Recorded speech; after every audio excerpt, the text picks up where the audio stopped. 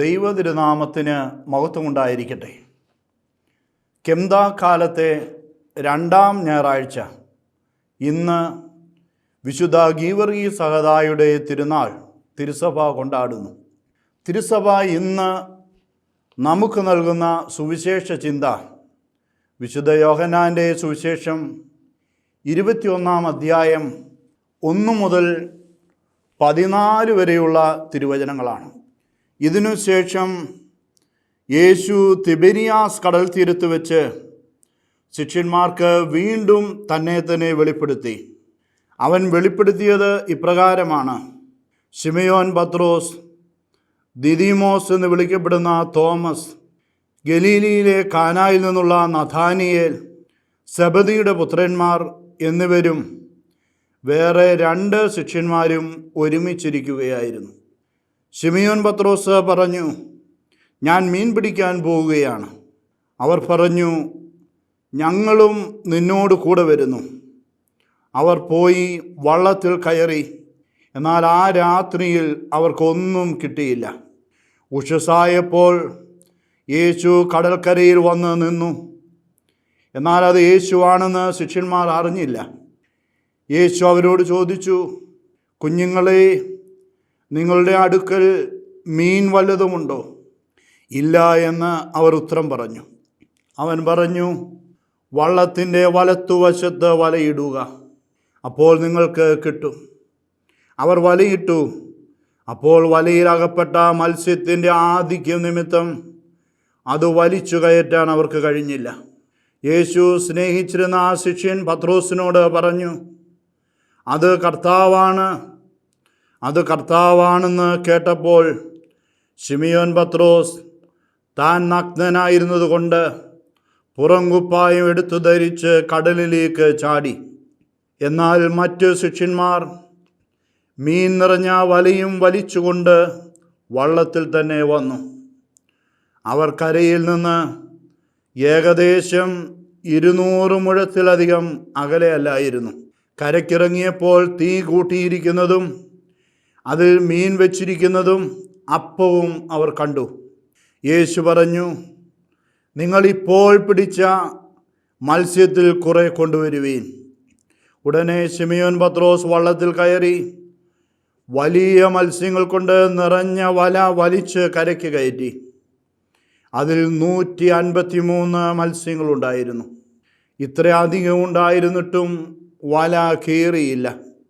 യേശു പറഞ്ഞു, വന്ന് പ്രാതൽ കഴിക്കുവീൻ.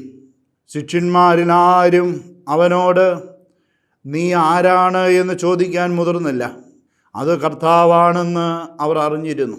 യേശു വന്ന് അപ്പമെടുത്ത് അവർക്ക് കൊടുത്തു. അതുപോലെ തന്നെ മത്സ്യവും. യേശു മരിച്ചവരിൽ നിന്ന് ഉയർപ്പിക്കപ്പെട്ട ശേഷം ശിഷ്യന്മാർക്ക് പ്രത്യക്ഷപ്പെടുന്നത് ഇത് 3-ാം പ്രാവശ്യമാണ്. ദൈവമേ, സ്തുതി നിനക്ക് യോഗ്യമാകുന്നു.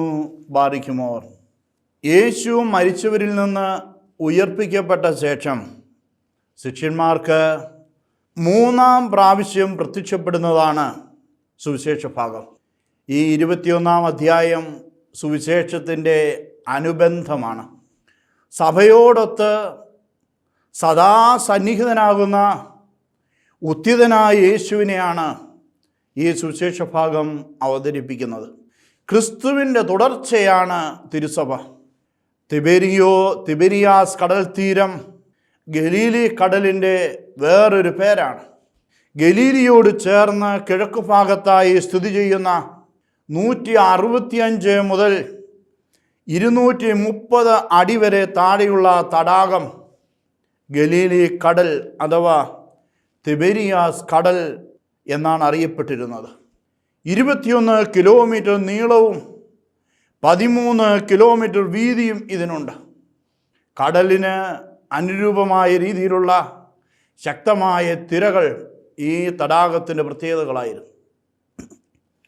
കഫർനാം, ബെത്സയിദ, കൊറാസീൻ, മഗ്ദല, തിബെരിയാസ് എന്നീ പട്ടണങ്ങൾ ഈ തടാകത്തിന് ചുറ്റുമാണ്. പലസ്തീനയിൽ ഏറ്റവും അധികം ജനങ്ങൾ പാർത്തിരുന്നത് തിബെരിയാസ് കടൽക്കരയിലാണ്. യേശുവിൻ്റെ ജീവിതത്തിലെ പ്രധാന സംഭവങ്ങളെല്ലാം ഈ കടലുമായി ബന്ധപ്പെട്ട് കിടക്കുന്നു. ജനങ്ങളുടെ പ്രധാന ഉപജീവന മാർഗം മത്സ്യബന്ധനമായിരുന്നു. യോഹന്നാന്റെ സുവിശേഷം 20-ാം അധ്യായത്തിൽ ജെറുസലേമിൽ പ്രത്യക്ഷപ്പെടുന്ന ഉത്ഥിതനായ യേശു 21-ാം അധ്യായത്തിൽ തിബേരിയാസ് കടൽ തീരത്ത് പ്രത്യക്ഷപ്പെടുന്നു. ദേവാലയത്തിൽ നിന്നും ഉത്ഥിതൻ്റെ സാന്നിധ്യം വിശ്വസിക്കുന്നവരുടെ അനുദിന ജീവിത മേഖലകളിലെല്ലാം വ്യാപിക്കുന്നു. 20-ാം അധ്യായത്തിൽ തന്നെ യേശു 2 പ്രാവശ്യം ശിഷ്യന്മാർക്ക് പ്രത്യക്ഷപ്പെടുന്നു. കൂടാതെ മഗ്ദലേന മറിയത്തിന് പ്രത്യക്ഷപ്പെടുന്നുണ്ട്. തിബേരിയാസ് കടൽക്കരയിലെ പ്രത്യക്ഷപ്പെടൽ 3-ാം പ്രാവശ്യത്തേതാണെന്ന് പറയുക പ്രയാസകരമാണ്. ഉത്ഥിതനായ യേശു ശിഷ്യന്മാർക്ക് വീണ്ടും തന്നെ തന്നെ വെളിപ്പെടുത്തി. ഓരോ പ്രത്യക്ഷപ്പെടലും ഉത്ഥിതനായ യേശുവിൻ്റെ വെളിപ്പെടുത്തലാണ്. വെളിപ്പെടുത്തുക എന്നതിന് ഫനേറോ എന്ന ഗ്രീക്ക് പദമാണ് ഉപയോഗിച്ചിരിക്കുന്നത്. ഇത് യേശുവിൻ്റെ അത്ഭുതങ്ങളുടെ വെളിപ്പെടുത്തൽ സ്വഭാവവും ദൗത്യത്തിൻ്റെ ലക്ഷ്യവും സംഗ്രഹിക്കുന്ന പദമാണ്. ശിഷ്യന്മാർ ഒരുമിച്ചിരിക്കവേ പ്രത്യക്ഷപ്പെടുന്ന യേശു തിരുസഭയിൽ ഉണ്ടാവേണ്ട ഐക്യത്തിൻ്റെയും കൂട്ടായ്മയുടെയും ആവശ്യകത എടുത്തു പറയുന്നു.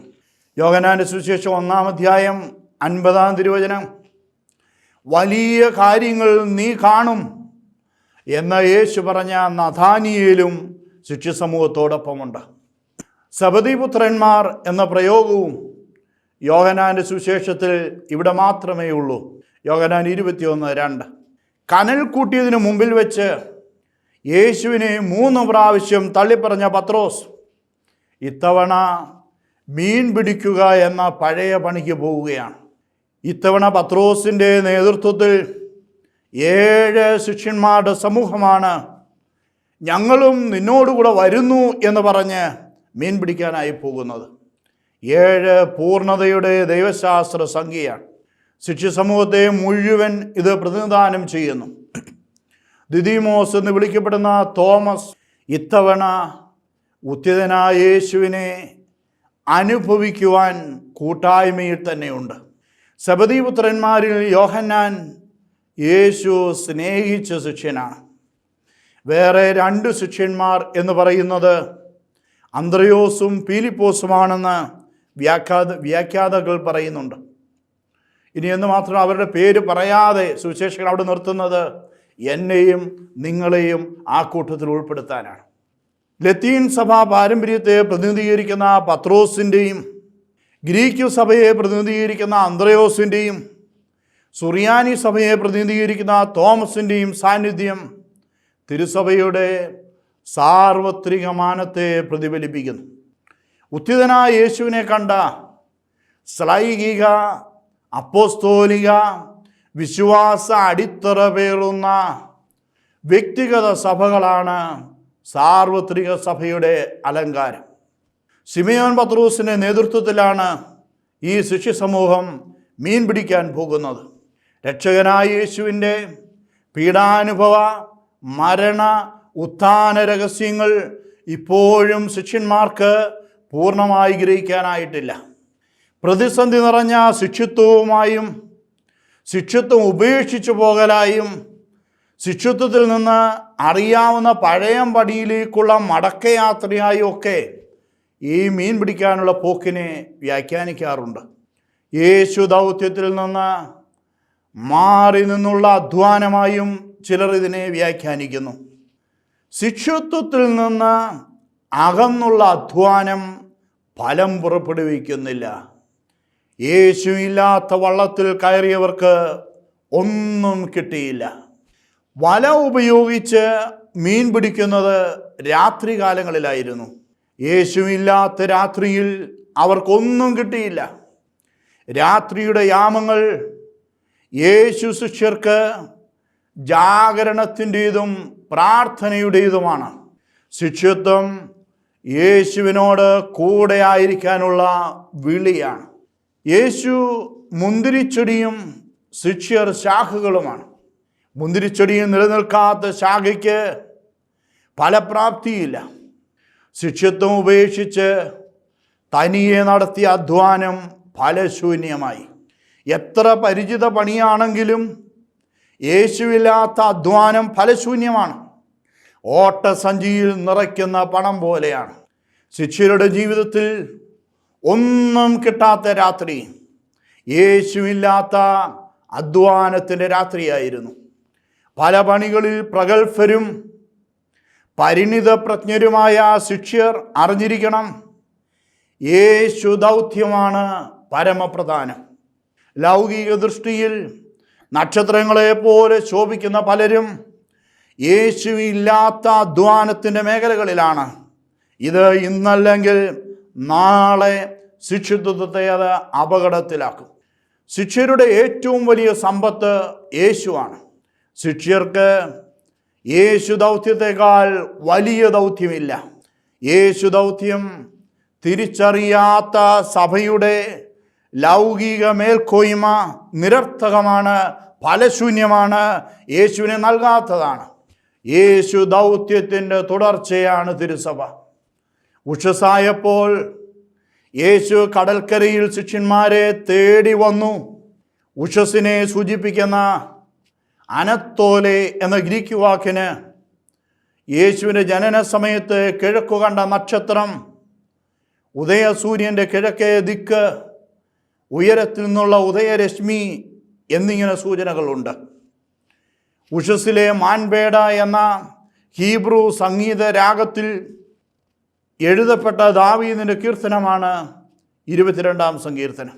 മാതാവിൻ്റെ ഉദരത്തിലായിരിക്കുമ്പോൾ മുതൽ അവിടുന്നാണ് എൻ്റെ ദൈവം, എനിക്ക് എങ്ങനെ അവിടുത്തെ ഉപേക്ഷിക്കാനാവും? പകലിൻ്റെയും രാത്രിയുടെയും പ്രതിബന്ധങ്ങൾ യേശു ശിഷ്യനെ ഉഷസ്സിൽ ഉയരത്തിൽ നിന്നുള്ള ഉദയരശ്മിയിലേക്ക് ഉണർത്തണം. പകലിൻ്റെയും രാത്രിയുടെയും അധ്വാനങ്ങൾ ഫലം പുറപ്പെടുവിക്കാത്ത വിഷമ പ്രതിസന്ധിയിൽ തളർന്നു പോകാതെ ശിഷ്യർ ഉഷസ്സിലെങ്കിലും യേശുവിനെ കണ്ട് ഉണരണം. ഒരിക്കലും ഉപേക്ഷിക്കാത്ത യേശു കടൽക്കരയിൽ തന്നെ ഉപേക്ഷിച്ചു പോയവരെ കാത്തുനിന്നു. പകലും രാത്രിയും ഉറക്കമില്ലാത്ത ഉണർവുള്ളവൻ കടൽക്കരയിൽ കനൽ കൂട്ടി അപ്പം ചുട്ട് ഉപേക്ഷിച്ചു പോയവരെ കാത്തിരുന്നു. യേശുവിൽ നിന്ന് അകലുന്നവരെ തേടി ഉഷസ്സിൽ വരുന്ന ഉത്ഥിതനെ തിരിച്ചറിയാത്ത അവസ്ഥ ശിഷ്യത്വത്തിൻ്റെ പരാജയമാണ്. ഓരോ ദിവസത്തിൻ്റെയും ഉഷസ്സിൽ യേശുവിനെ തേടുന്നവർ പുതിയ പ്രത്യാശയുടെ കിരണങ്ങളാൽ പ്രശോഭിക്കും. ഉഷസ്സിലും അലസനാകാതെ തന്നെ കാത്തിരിക്കുന്ന യേശുവിനെ തിരിച്ചറിയുക, വിളിച്ചു പ്രാർത്ഥിക്കുക. ദൂരമോ ഇരുട്ടോ ചുറ്റുമുള്ളവരുടെ ആരവമോ കടലിൻ്റെ ഭയാനകതയോ കടൽ തീരത്തിൻ്റെ ലൗകിക സുഖമോ ആത്മീയ ഉൾക്കാഴ്ചയില്ലായ്മയോ രാത്രിയിലെ അധ്വാന ക്ഷീണമോ പകലിൻ്റെ കാഴ്ചകളോ ഉഷസ്സിൽ പ്രത്യക്ഷപ്പെടുന്ന യേശുവിനെ തിരിച്ചറിയാനാവാത്ത അന്ധതയിലേക്ക് ഒരിക്കലും നമ്മെ തള്ളിവിടരുത്.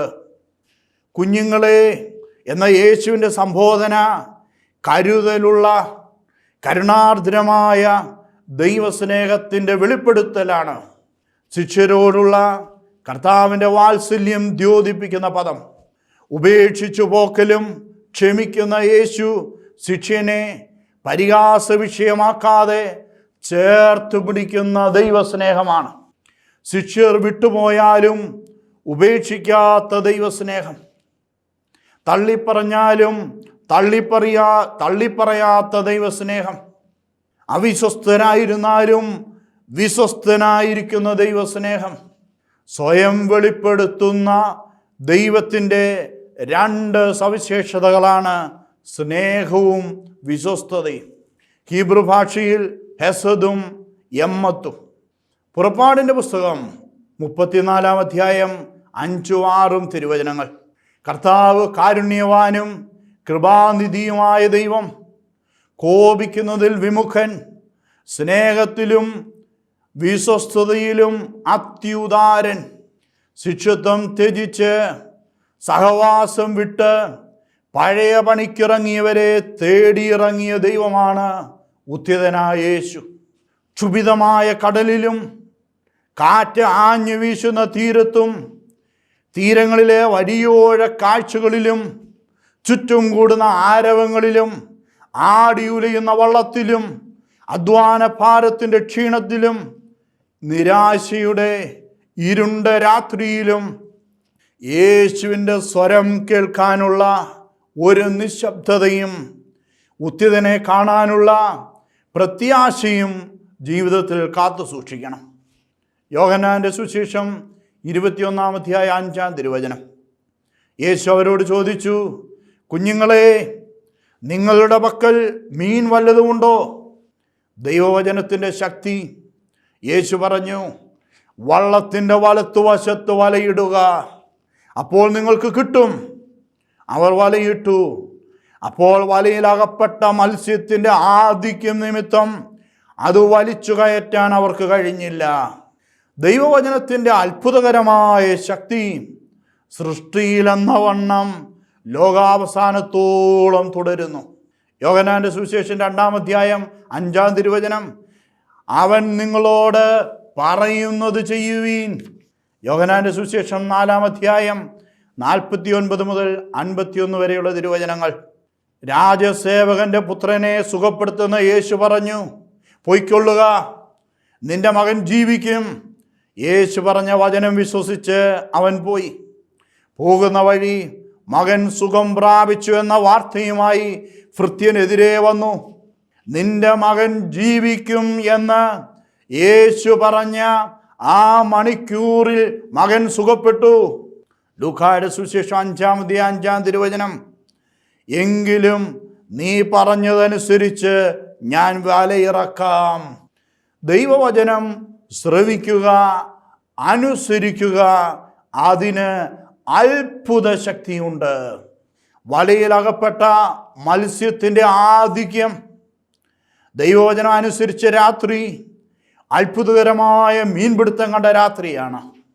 അത്ഭുതങ്ങളും അടയാളങ്ങളും യേശു ദൈവമാണെന്ന് തിരിച്ചറിയാനാണ്.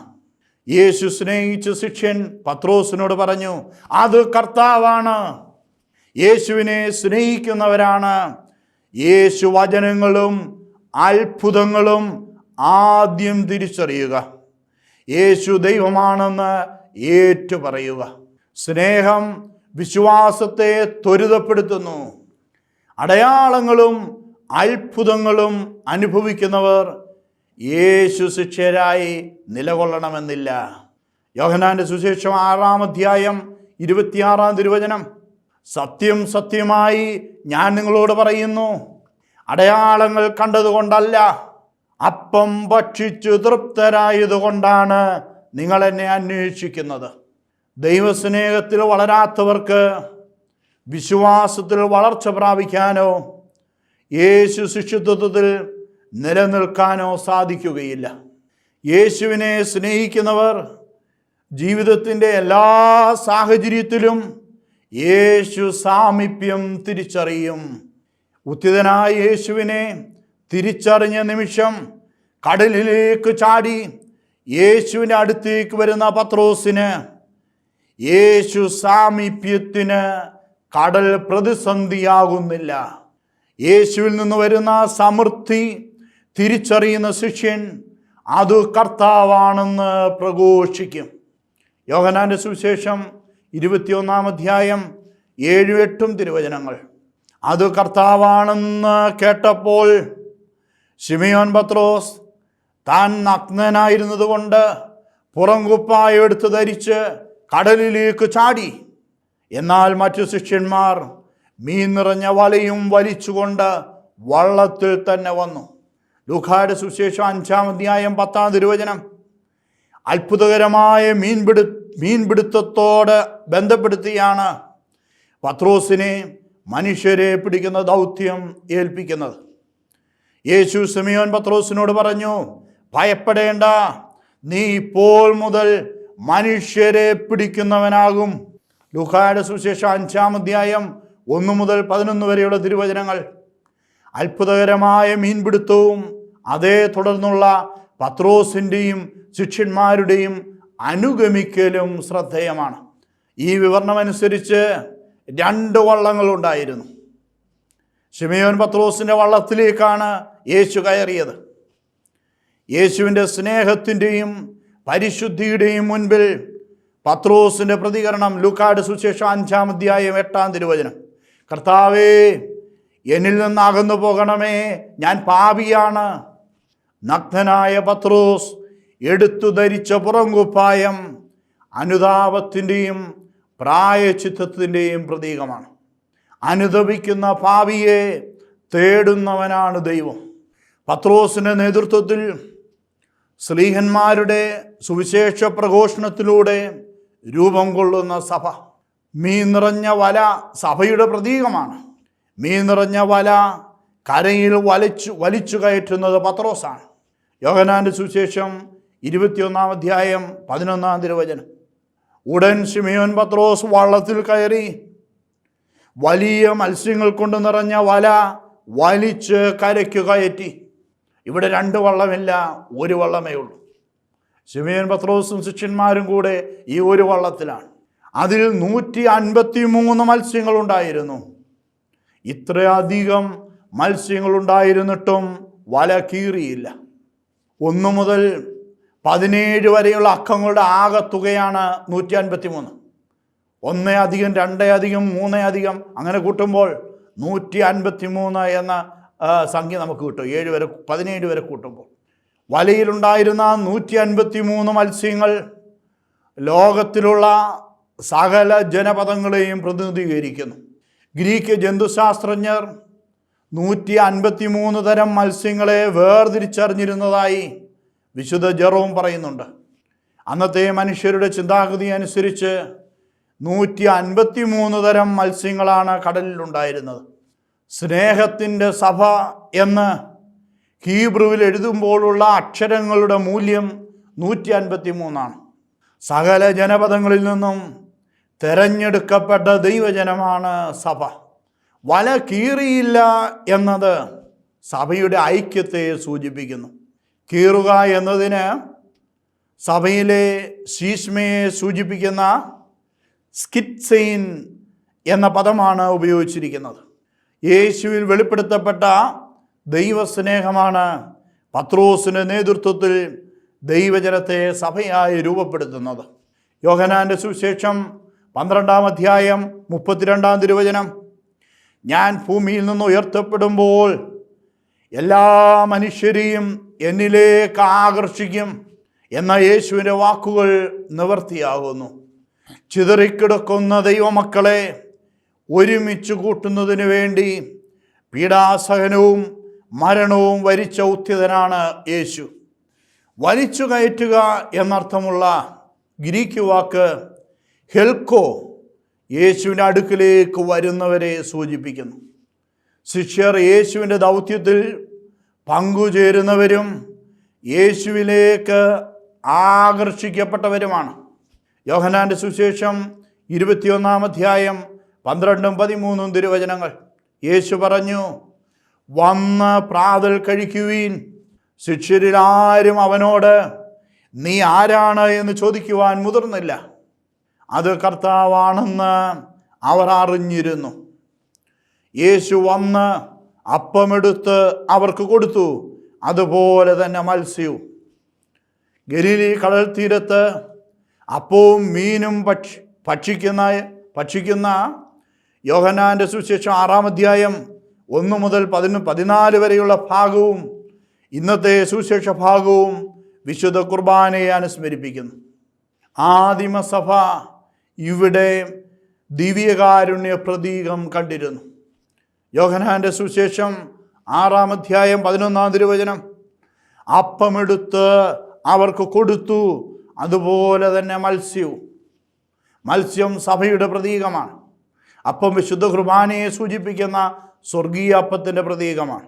വിശുദ്ധ കുർബാന അനുഭവം ഉത്ഥിതനായ യേശുവിൻ്റെ സാന്നിധ്യത്തിലേക്ക് വിശ്വാസികളുടെ കണ്ണ് തുറക്കപ്പെടുന്ന തിരിച്ചറിവിൻ്റെ വിനാഴികയാണ്. ധീര രക്തസാക്ഷിയായ വിശുദ്ധ ഗീവർഗീസ് സഹദായെ പോലെ നമുക്കും യേശു ശിഷ്യത്വത്തിന് രക്തസാക്ഷിത്വം വിലയായി സമർപ്പിക്കാം. പിതാവിൻ്റെയും പുത്രൻ്റെയും പരിശുദ്ധ റൂഹായുടെയും തിരുനാമത്തിൽ ആമേൻ.